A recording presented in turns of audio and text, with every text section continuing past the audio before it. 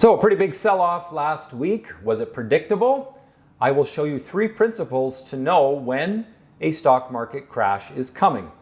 Plus, I will do my regular weekly market analysis. We're going to look at some opportunities from the Stockscores market scan, and I will look at the day trade of the week on EMAN.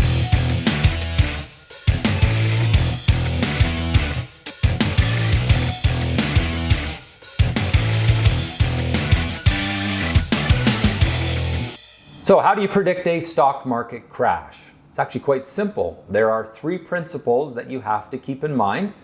If you remember from last week's video, I talked about one of those principles being in place, and that was that the market was a little bit overbought. And when we say overbought, we mean that the buyers are buying without any constraint. They have emotion. They're chasing stocks higher with the fear that they are missing out. And that's kind of an irrational way to buy stocks. And it's signaled on a chart by a move up and away from a trend line. I'll show you that in just a moment. Now, the other 2 principles are that we want to see a break of an upward trend line. That's principle number 2. And principle number 3 is that break of the upward trend line must come after the formation of a falling top. Now, we can apply those principles to a different chart time frame depending on the style of trader that we are. If you're a day trader, then you're going to be looking at a much shorter term time frame, perhaps a 13-minute chart or even the 2-minute chart. If you're a swing trader where you're typically holding stocks for a few days or weeks, then you're going to focus more on the 13-minute or 30-minute chart is what I like to use. And if I'm a position trader, which is much longer term style of trading where you hold for weeks or months, then we're going to look at the daily time frame. All right, so the chart time frame that you look at is based on the style of trading that you do, and they will give you very different messages. Obviously, a shorter term trader is going to make much more aggressive entries and exits based on short-term gyrations in the market. So with those things in mind, let's now look at a couple charts and assess where the market told us that it was likely to sell off. So we're going to jump over to a chart now. And this is a chart of the S&P 500. It is a 10-day, 13-minute chart. And we had a nice upward trend in place. We also had a sort of a shorter term one. The market made a big gap up there. And that was a signal that the buyers were getting a little irrational. Price was running up and away from the trend line. This is the trend line here. And we were now far above it. And in fact, here really starting to go to a curve to the upside. So that's why last week I was warning that maybe the markets were getting a little overextended to the upside. There was still no sign of weakness, but it's the first of the 3 principles of a stock market crash that we wanted to keep an eye out for. Now, we had a little upward trend line here, and we broke that upward trend line there on June 9th, which is Tuesday. That was our first clue that the sellers were starting to get some motivation. However, it was not from a falling top. That was a new high, falling top. That was a new high. So this is still maybe principles 1 and 2, but not principle 3. Principle 3 happened here when we broke the upward trend line from a top that was lower than the previous top. So now on Wednesday, we're getting some signs that the sellers are starting to get motivated. We're seeing breaks of upward trend lines from a falling top. However, that longer term upward trend line was still intact. So to be a seller here was pretty aggressive. Then on Thursday, we had this huge gap to the downside, breaking this upward trend line from another falling top. That was a more important signal that market weakness was coming. Now at the time, in my commentary to my Stockscores Active Live participants, I said, well, let's see if the market can hold this support zone. There was this low point over here. I don't want to start short selling unless the market breaks through this floor, which it did right there. So now we have yet another confirming signal that weakness is coming. And look what happened. We then got that very sharp downward move into the close. So to summarize, we had principle number 1, an overbought market. Principle number 2, a breakdown from a falling top. once, but twice. And then 3, the big down day on Thursday that happened. Now let's take a look at the longer term chart to see what the swing trader might think about. So the swing trader is looking at this longer term chart. This is a 30-day, 60-minute chart. And you can see a nice upward trend, but notice that there were falling tops building. And then we had the break of the upward trend line on Thursday that told us there was weakness coming. And in fact, we got weakness. We went from roughly, 311, 312 down to 300. Pretty substantial move, 3 to 4%. The question then is, what does that position trader, that longer term trader think? Or what should they be doing? Well, on the longer term time frame, this is the daily time frame now, I can draw my upward trend line like this and notice that I'm still holding it. So if you take a longer term view of the market, maybe you were accumulating stocks back here when we first broke up from a rising bottom, which is the exact opposite of what we're talking about for an uptrend reversal. This is actually a downtrend reversal pattern. So there we broke the downward trend line from a rising bottom. That was our buy signal for the overall market on a position trade time frame. And that's still intact because we have not yet broken this upward trend line. Now we might Monday, we might in 2 weeks. But until we break that upward trend line from a falling top, the position trader should still be optimistic, perhaps cautious because we are at that upward trend line, but still optimistic. All right, so those are your 3 principles of how to find a stock market crash. Hopefully you can sleep better at night knowing that you just got to look for these 3 things, and it happens on almost every single stock market crash. Now, what's a stock market crash to a day trader? A big day to the downside. What is a stock market crash to a longer term investor? Well, that is a few weeks of downward movement like we saw in March. All right, so let's get on to this week's market analysis, starting us off with the US markets. And here is that sort of medium term time frame chart. And you can see that we broke the upward trend line from some falling tops. So that for the swing trader, for the day trader, was a signal to sell. However, the longer term time frame, which is the weekly chart, is still okay. I wouldn't say it's good, but we are still in an upward trend. We hit a new high, a local high, and we closed below its open. That's why it's a red candle. So I would be very cautious here because we could break down on the weekly time frame. If we get a weekly candle that closes below that upward trend line after the formation of a falling top, we could very well go all the way back down here and test those lows again. So hasn't happened yet, but that's what you should be watching for in the next few weeks. Looking at the Russell 2000, which is the US small cap stocks, and we have a nice upward trend line that is still intact. You can see we went parabolic. We ran up and away from the trend line. We've pulled back to it. Very normal. You saw it here. We pulled back to a trend line. We bounced off of it. We went up. Maybe we're going to bounce off next week and continue higher. We'll have to wait and see. If instead we break the upward trend line, well, then we'll get defensive. All right, on to the Canadian markets, starting us off with the TSX short-term chart, very similar to the S&P 500. You had some falling tops building as the market came back to its trend line. Then it broke down. That was a short-term sell signal for the day and swing traders.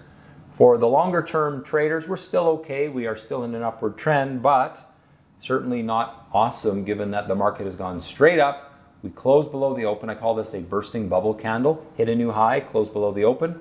So I'd be real cautious. If we break the upward trend line in the next few weeks, I think we could see more dramatic selling, and therefore, if that happens, get very defensive and consider short selling the market. Not yet though, wait for the breakdown to happen. Looking at the TSX Venture, we've had this nice upward trend intact. We broke the upward trend on Thursday, but not really from a falling top, sort of a double top here. So we may just be entering a little bit of a sideways trading range for the TSX Venture stocks. However, I do think you should be cautious because we did break that upward trend line.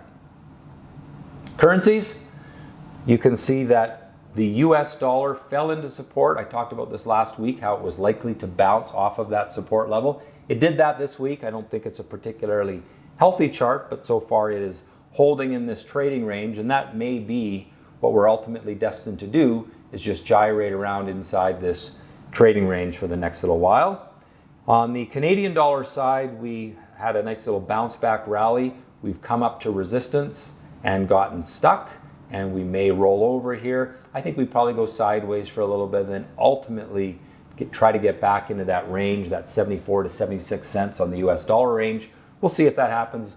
I do think that the easy money on the bounce back has been made, and we'll see what happens next.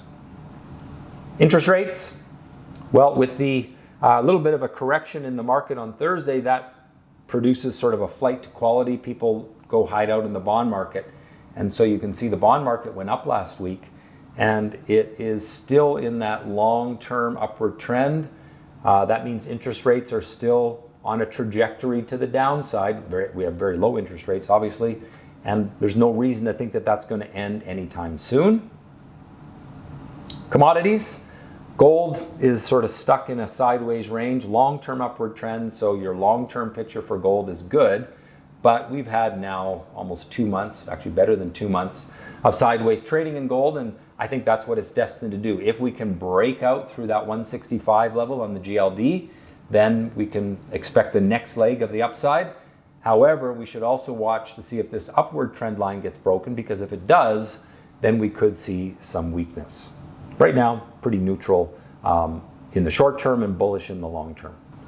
And the oil chart, well, we had a nice bounce back in oil over the last month and a half, but we've just broken that upward trend line. I think maybe oil basically hit this resistance zone, which is where you would expect it to get stuck.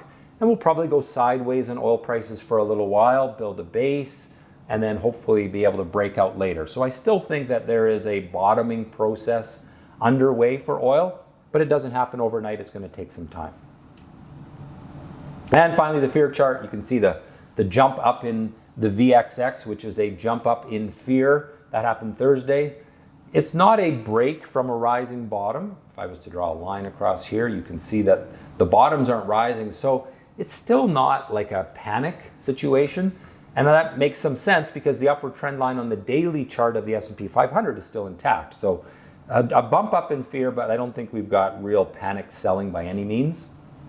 So my ratings then, neutral on both time frames for the US and Canadian stocks. Gold, bullish long-term, neutral short-term, and neutral on both time frames for oil. Stock markets made a short-term correction back to the longer-term upward trend. The markets were overbought, so the sell-off was reasonable. We must watch to see if the daily upward trend line stays intact. That's the thing to watch for, because if that is broken, we should expect more weakness in the stock market. Gold remains long-term bullish. Oil has been bouncing back, but that bounce back seems to be stalling.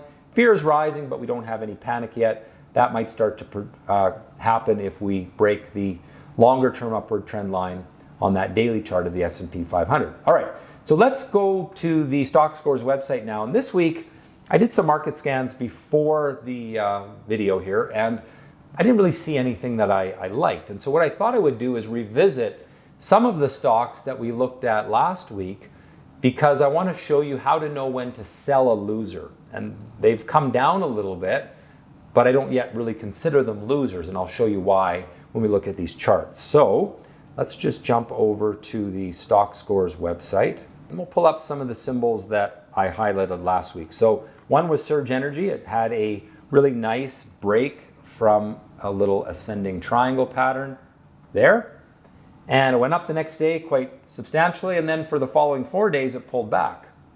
Is there a problem? Well, no, because what we do is we look for this floor price, which was the floor before the entry signal, to be broken. And as long as we hold above that, we're still okay. Let's try another one. Let's try T.POU, which I think was one that I talked about last week.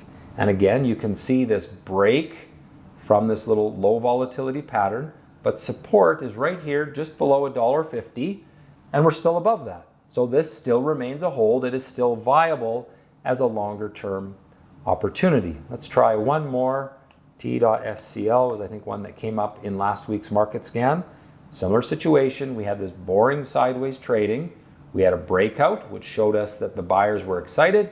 We jumped up the next day, and then we pulled back, but we are well above support still. Support is that floor just below the entry signal price. And that's really what we want to make sure that it is not broken, because if it is, then we got to jump out. All right, so now on to the day trade of the week. And this week, it's a different kind of a day trade because it's one that really didn't work. But I want to show a little bit about risk mitigation and how you sort of lock in profits or at least avoid a loss when a trade isn't working. So this particular stock did a big gap up on Friday. You can see very strong volume there and a alpha action candle. So we call this an alpha stock because it's showing characteristics that it's trading on its own story. Now, because this stock made a big gap up to the upside, I don't actually like to buy the action candle. Normally I would buy the action candle, but with this big move to the upside, I don't. What I instead do is put a buy stop in at the action candle close, which in this case was $1.21. I'd actually put it a penny above.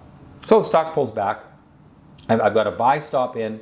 If it comes back up through that action candle close, then I get bought in. So at $1.22, order gets filled, stock moves up quite nicely. It's up 4 to 5 RR, which means for every $100 of risk, that trade was making $400 to $500 in about 8 minutes. So far, so good. Once a stock moves up that much, I put my stop loss in at break even. That way I'm protected. You know, if the market turns against me or if something goes wrong with the individual stock, worst case scenario is I'm going to sort of break even on this. And that's what happened on this trade. Because the overall market was seeing some weakness on Friday as well, a lot of stocks just didn't work. And by using this risk management sort of tool and saying, okay, if a stock's up a certain amount, I'm just going to put my stop loss in at break even. I'm sort of still in the stock if it continues to move higher, but if it turns against me, I'm going to get out at no loss. And that's really the economics of this trade. For $100 of risk required 2,000 shares, which was $2,420 of capital. Cannot be margined because it's too low priced of a stock.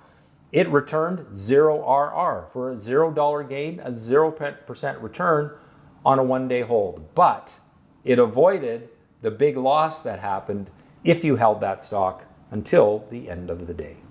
All right, well, that has been this week's Stockscores Market Minutes. Hope that you've enjoyed it. If so, please click on the like button, subscribe to the channel, click on the little bell notifications icon, and most importantly, as you go into next week, trade well.